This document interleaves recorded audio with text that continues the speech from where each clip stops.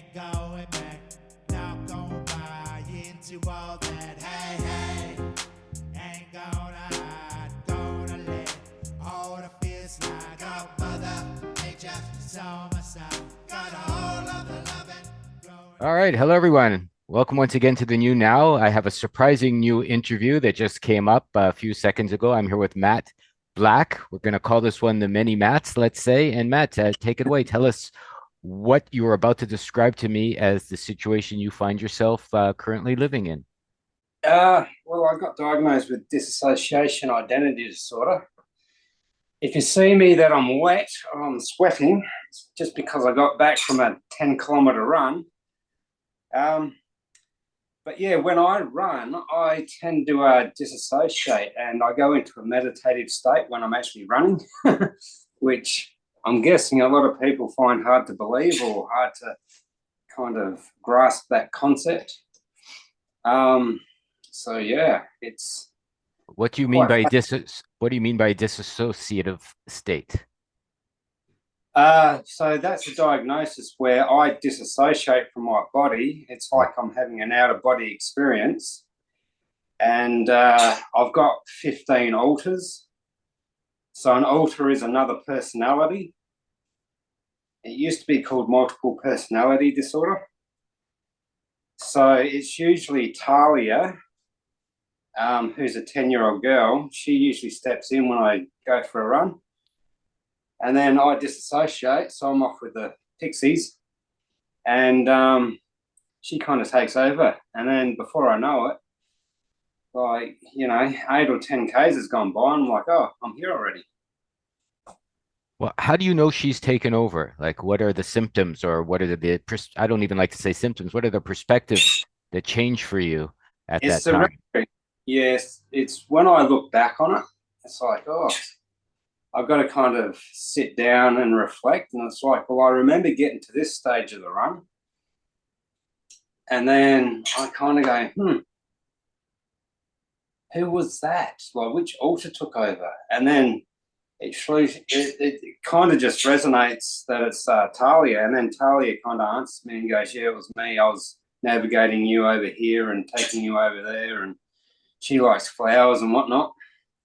So I mean, does your body feel different? I mean, obviously you have the body of an adult male as I'm looking at yeah, you. yeah. So if you are taken over by a 10-year-old girl, do you feel less physically powerful? Do you feel shorter? Does your perspective change from male to female? You know, these sorts of things I find very fascinating. Okay, there's kind of like a bit of a two answers to that question. So in the morning, I've got another altar called Sarah. She's a 3-year-old girl. But in the morning, I get that kid's energy. So it's really high and really like explosive. So that kind of suits me when I go for my run. Yeah, and then what was the other part?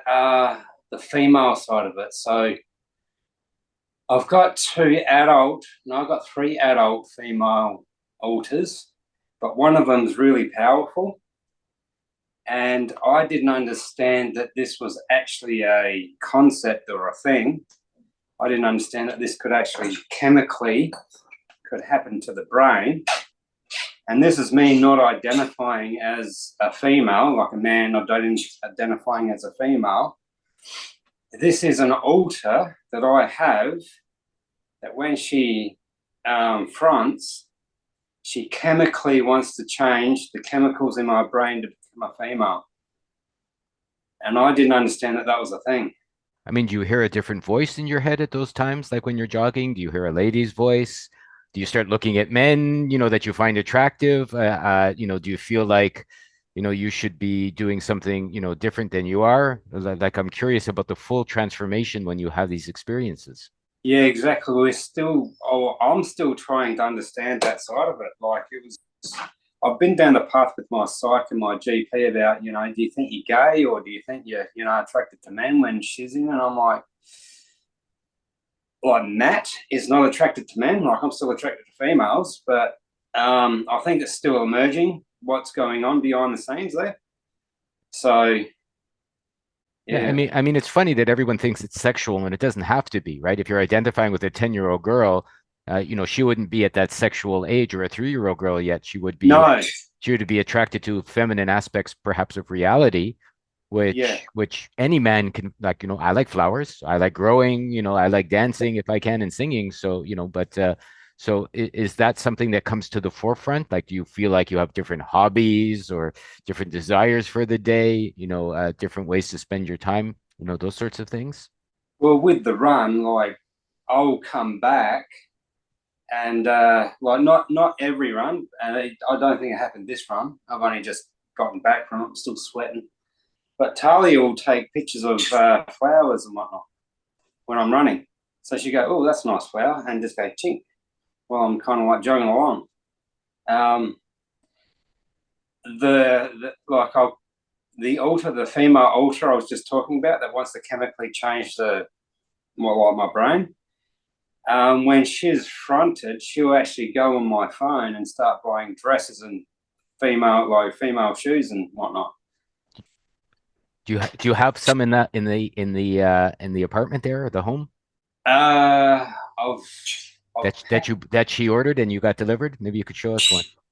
uh, I've only just moved out here, so this is my studio. I've just built this studio, and I've packed everything away, unfortunately. Because obviously your drum set looks very male to the perspective from when I'm looking at things, right? And Yeah. the hat is very sharp. You've got the rock. It seems to me, not that I haven't seen lady drummers, because of course I have, but it seems from the small view I had around your apartment while you were setting up, everything looks very masculine. Is about the best way to put Yeah. it. Yeah, I've only just moved out here, so I haven't had really time to decorate. This is like my studio. Okay. So yeah, I've only been out here for like a week, and yeah, I've had to pack everything away. So unfortunately, hang on, just give me a minute. I reckon there's one around here. All right. Great drum set.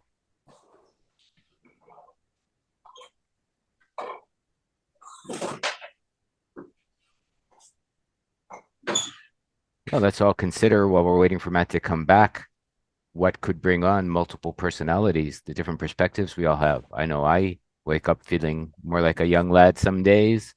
As I get on in my day, I could feel a little tired and feel more relaxed, more adult, if you want to look at it that way. I have similar hobbies, which could be considered, I guess, feminine. No, I couldn't find one. I've packed them in a different. No worries. Yeah.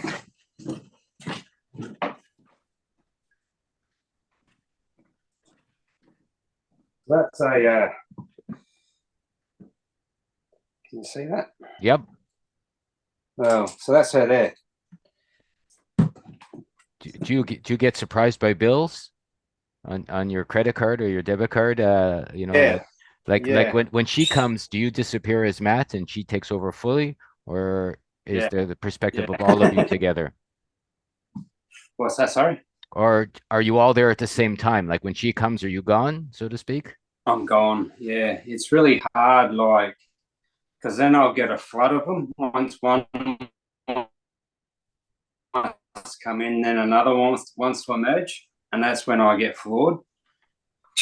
So I have to just lie down and let them just have their time.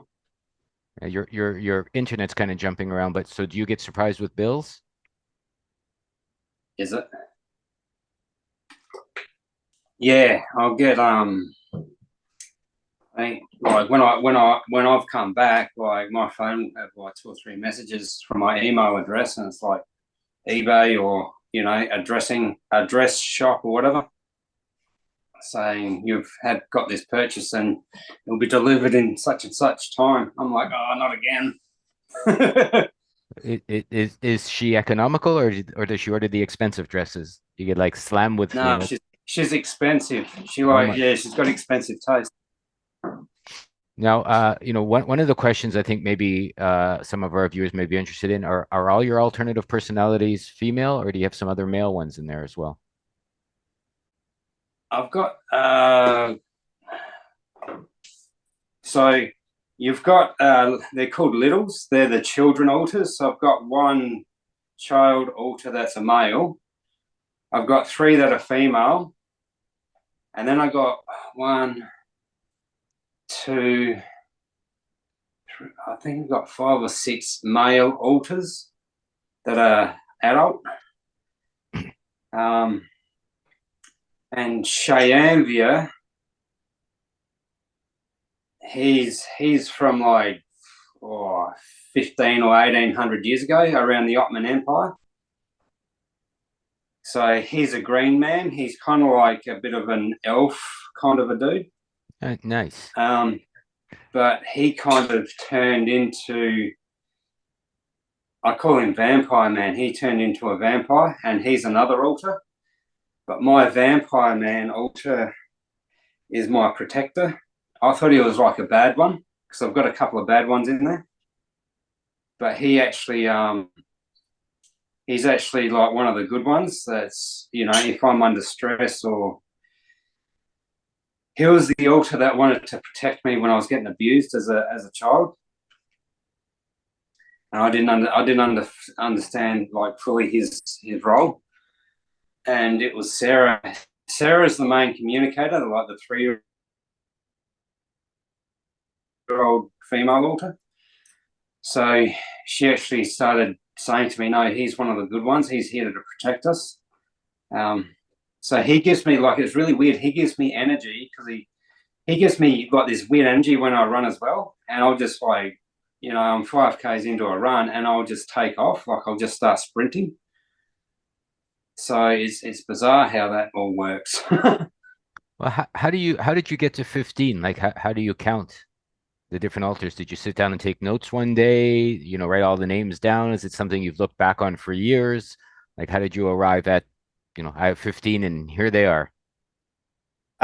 It's a long process. So Sarah's been around, like, and they've all got ages, they've all got names, they've all got like things they like and all this kind of stuff.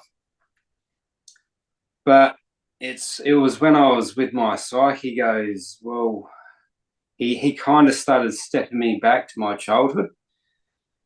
And it was like, well, you know, what happened at this age? And that's when I was talking about a certain kind of abuse. And it was like, that's what was going on when that was happening.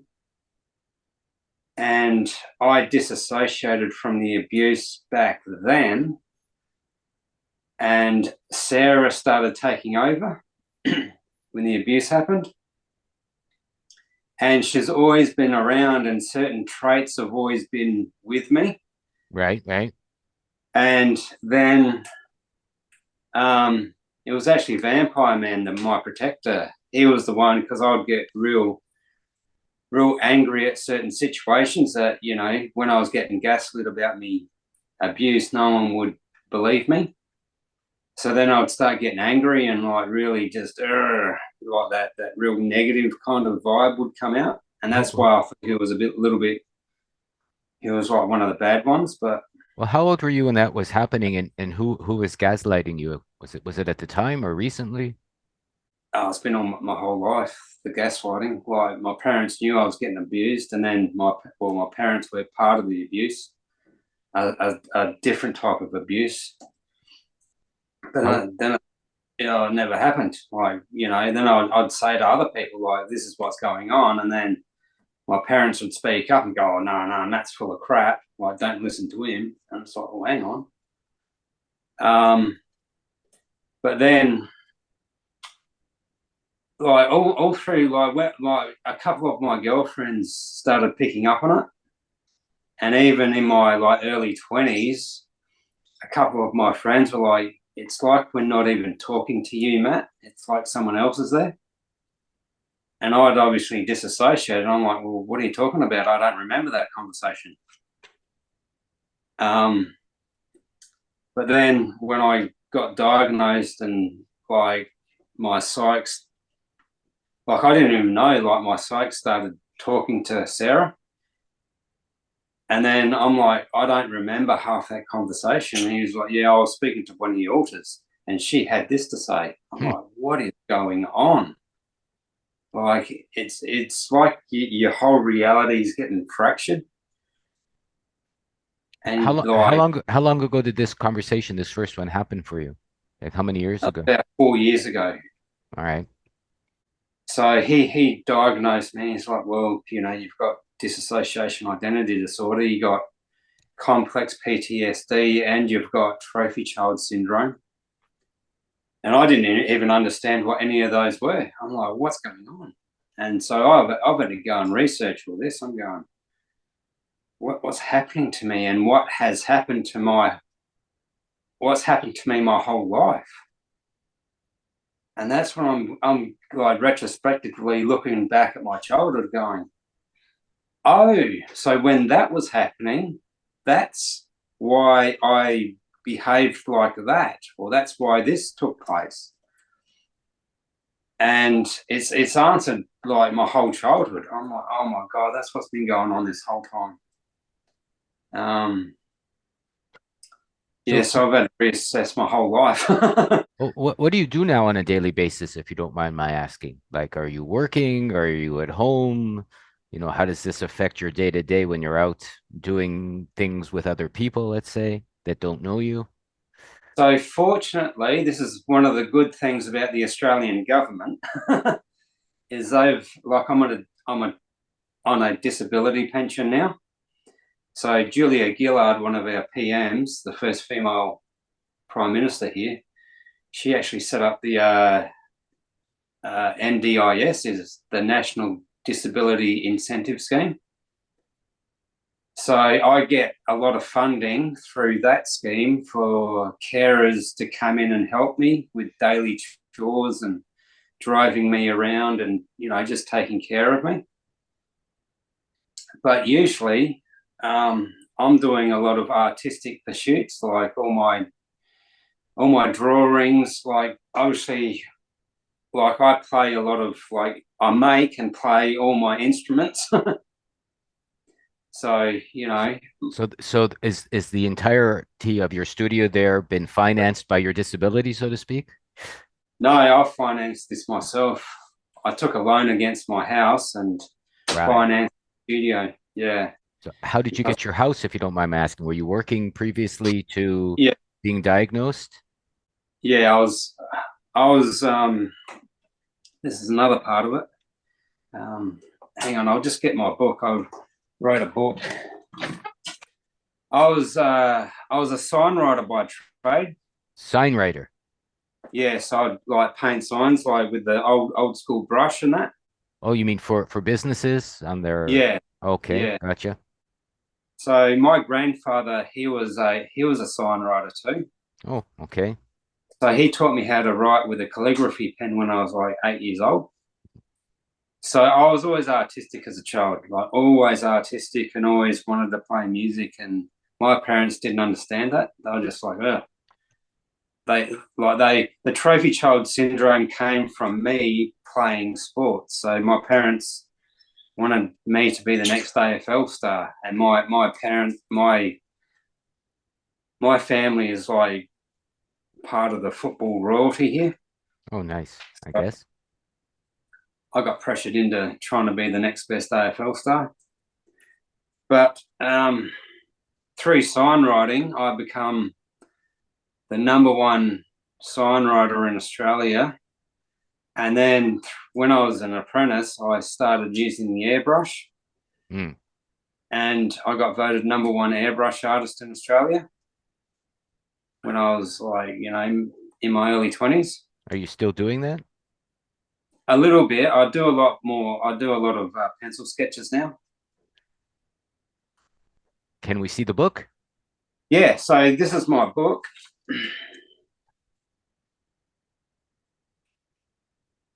How long ago did you put it together?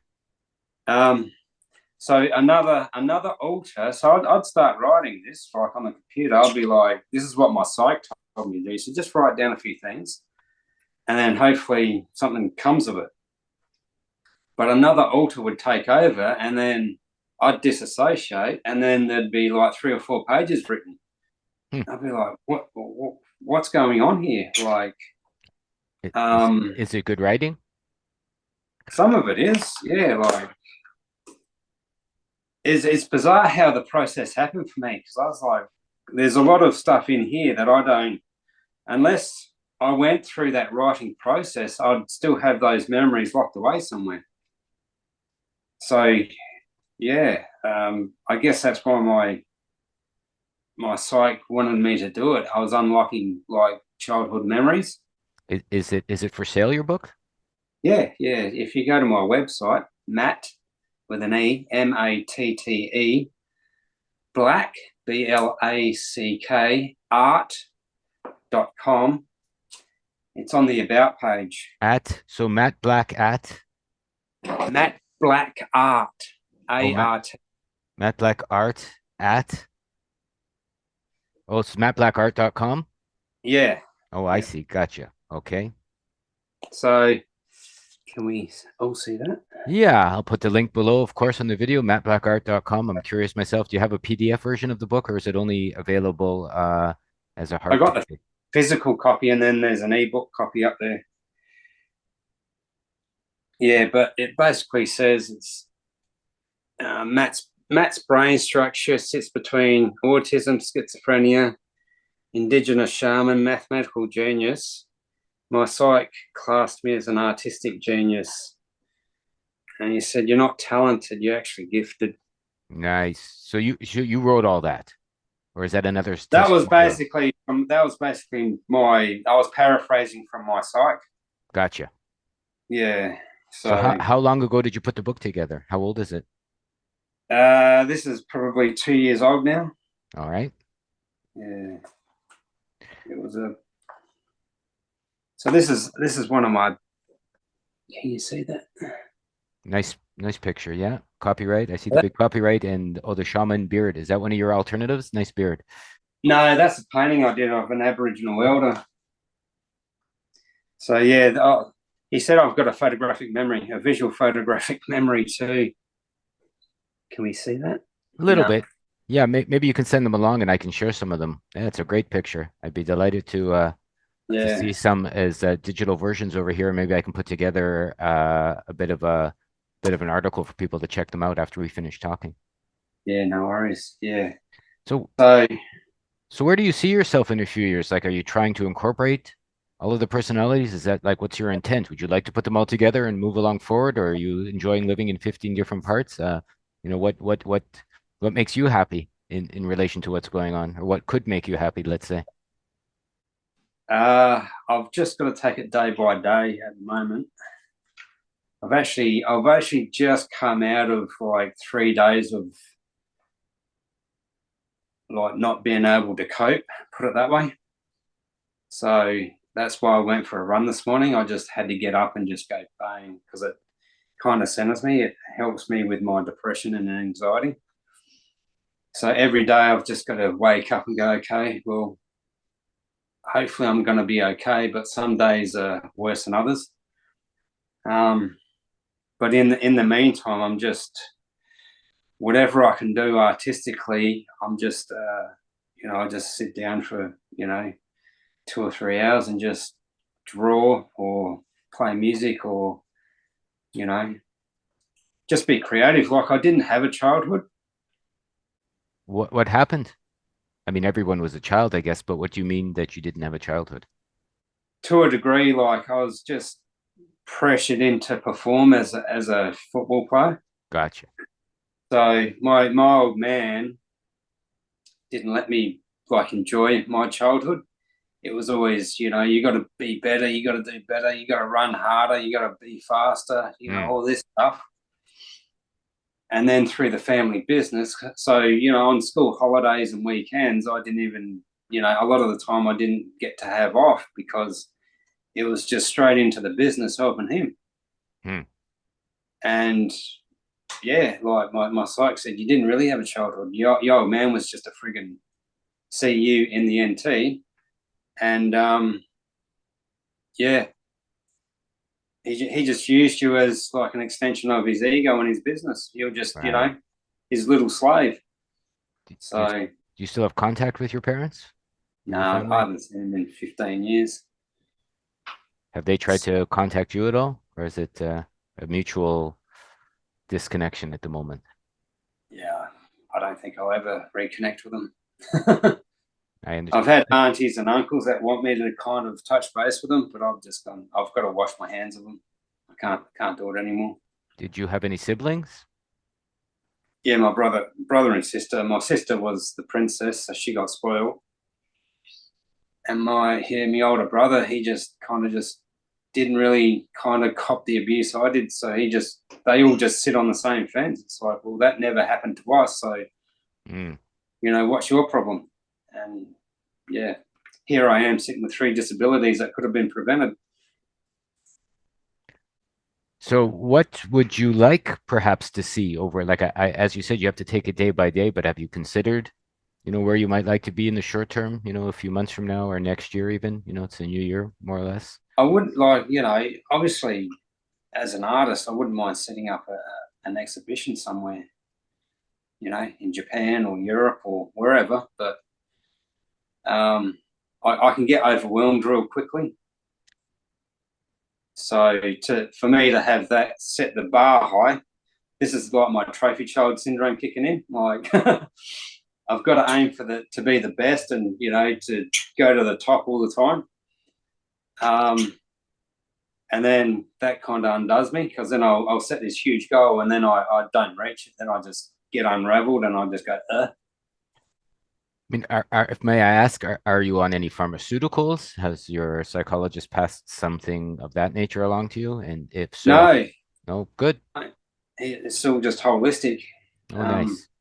Yeah, which is really good of him, because he could have put me on a certain medication, but he said it will only work to a certain degree. It won't have the full effect on people with Right. DID. So he goes against it, and he goes, well, like my whole exercise regime and my diet and exercise is my 2 fundamental keys to help my brain cope. So May I ask why you're attracted to the videos Cambell and I have been doing and videos like that?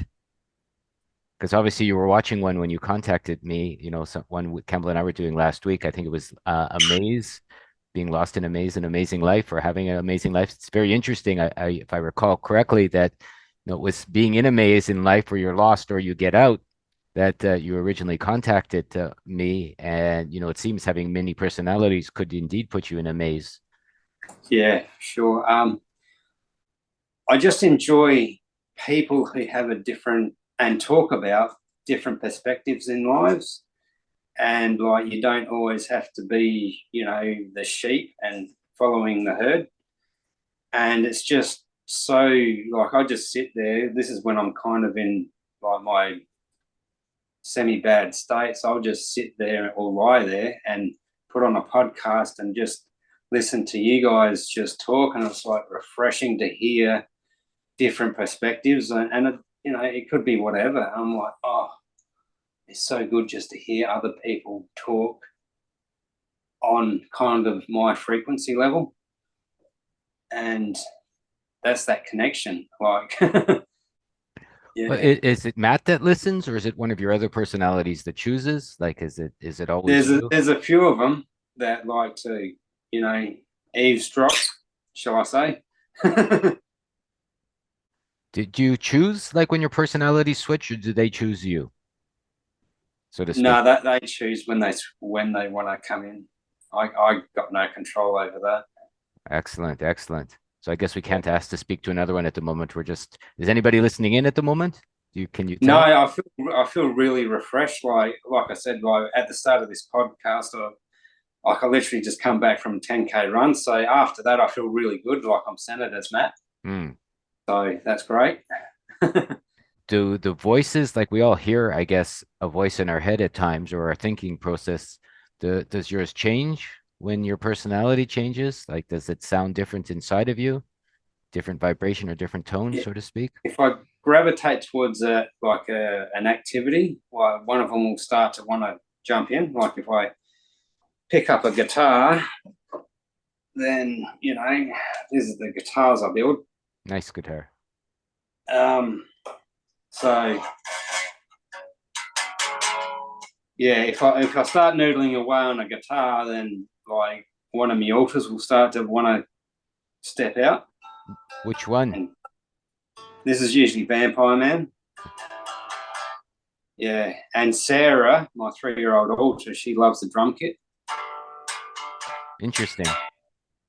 Yeah, and I've got a thing as well called cross dominance. Okay, what does that mean? So you know how ambidextrous people are left-handed and right-footed? Sure.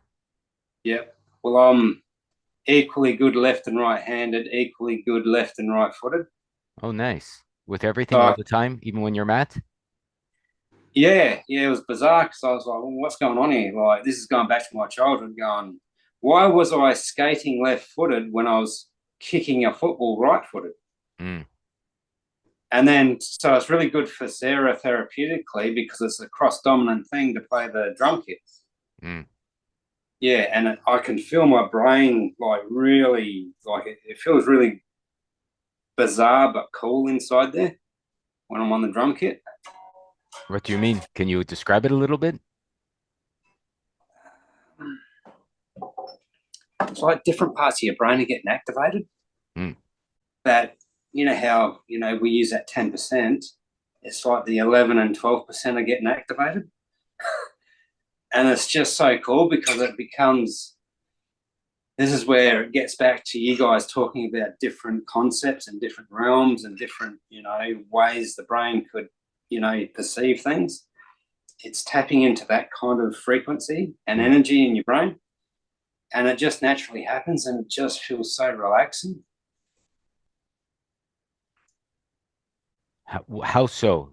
Because you're creative, because you're not in any personality, maybe you're just kind of floating above them all. Do you ever get to a spot like that? You're floating above. Yeah, Yeah, yeah. So I'll sit out, like I'll literally be floating above out here and I'll watch Sarah play the drum kit. right.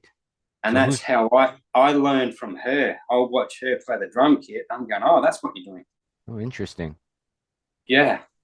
So who's watching all the personalities? Is it none of them? Just from the no place? Sarah's the main, she's the main alter. So she's the communicator. So most things will go to Sarah, the 3-year-old, and then she'll branch off and go, okay, this one can go over to here to this altar, or she'll talk to them, and then they'll kind of step in if they want Sounds like a to. pretty intelligent 3-year-old. Yeah, yeah, she's pretty cool. So what would you, as Matt right now, like to see, for your life, maybe many, many years from now? Is that something you've considered at all? A lot of people do. I guess artistically, I'm just leaving my legacy. I'm just getting my legacy out. I'm just getting as much as out as I can. Yeah. Cool. So that's Well, about it. Like I've just, hey, well, is there anything specific you may like to share to our viewers, while we're here together? in what respect? Well, in the respect that, you wanted to chat, and I'm happy to chat with you, and you've obviously got many perspectives going on at the same time, and you seem pretty well, let's say, adjusted to the challenges, at least at the moment, anyways. You're relaxed, you seem healthy. Maybe it's the 10K jog you just did, but you seem pretty strong and in your own power, regardless of having, the different alternatives that float around you on a daily basis. It seems like you've taken your challenges and you've succeeded with them, let's say, to a point. Yeah, I mean, I guess that grand whole concept is that I always gravitated towards what I liked in life. Like I grew my hair long, I went surfing, I gravitated towards music and art. There was no real financial benefit in like, art and music and, surfing and whatnot. But to a degree, I had to fight for that lifestyle, and that was just me. Like I just become me. And a lot of people get lost in like the rat race. And there's always, you know, it's never too late to just, you know, if you feel like you're caught in that rat race, you know, just step back and just go, you know what, this isn't me. Like, I need to take a deep breath here and let something come to me, and don't force it either. Don't force that, you know, whatever it is. I think people need to learn how to take one big step back, one big breath, and just take some time and let something, whatever it is, come to them. Like, open it, like, send out your thought to the universe, like, you know, what is it? And the universe will answer you in ways you can't imagine. And it could be that voice. It could be, you know, you could bump into someone, you know, that you could gravitate towards something and you don't know why, but gravitate towards that thing and just explore that, whatever it is. And you go, oh, I like this. This feels like me over here, you know, whatever it is. I think that's that, tapping into that child curiosity. I think, you know, a lot of people just get caught in their frigging job, and it's like, oh man, I've got to pay bills, I've got to pay the rent, I've got to do this, I've got to do that. You know, I think people, you know, have just got to take that big step back. You know, if you're feeling stuck, take that big step back. Yeah, I would agree. I think it's the best advice possible. You know, it's interesting to see that so many people complain they can't get there, or give you many reasons why they can't. And you know, we can see men such as yourself who have had some challenges, even some big challenges. Let's say you have from your childhood to present day. So many people say, well, so many bad things happened to me when I was little, so now I can't be free, I can't be happy, I can't be me. And I've always said kind of what you've said, doesn't really matter, right? You know, take a step back, figure it out, you know, yeah, go from there and grow from there, and see where you can be happy in spite of what's happened, you know, previous to this moment. yeah. See, I really love how you speak about, like, you tap into that Taoist and Buddhist kind of, you know, teachings. And I think when I sit back and like relax, it's those, you give like two or three really good little solid nuggets of advice like that, and I'm like, oh, that's all I needed to hear today. And I'm like, oh man, that kind of resets my day. I'm like, ah. And I've you go through life, you go, I know this, but you just need to be reminded. Yeah, I think Yeah, it's the trick. Everyone already knows how to be happy, healthy, and free. They've just put many, you know, stumbling blocks in their own way, you know, which is yeah, beautiful, right? Because if you put those blocks there, you can also take them away. that's right. There you go. There's a good little, you know, nugget. Well, all right. Well, is there anything else you'd like to leave our viewers with? Maybe we'll keep this as a short one. I'd be happy to chat with you again. There's some ideas that I've jotted down. I know this was kind of impromptu today. You know, maybe you and I will set up a longer one, and I'll have some more questions, and you know, we can take it from there, you know, down the road, even not too far down the road. But you know, it's been delightful, Matt. I like meeting you. It seems like we're making new friends here, you and I. I find that I get along better personally with people that have had out of the box challenges in life than those that are stayed stodgy and you know, seem to know what's going on, because you know, I don't think we do until our last breath we get an opportunity to change. Yeah, no, well, very, very well put. No, I've really enjoyed chatting with you, and I've really enjoyed your podcast with Cambell. Um, yeah, All right. Well, more yeah, to we'll come. do that, and yeah, I'd love to do a longer one for you guys and your viewers in the Okay. future. That'd be delightful for me too. All right, everyone. Thanks for being here. If you have any questions or suggestions for Matt, I will leave the link below for his book if you feel like picking it up and supporting him. I'm happy to bring up any questions, intelligent ones that get shared with me, you know, in our next conversation. And, you know, like and subscribe and all those lovely things, and I'll get this up as soon as I can. Thanks, everyone. Thank you, Matt, for being here with us. I appreciate that.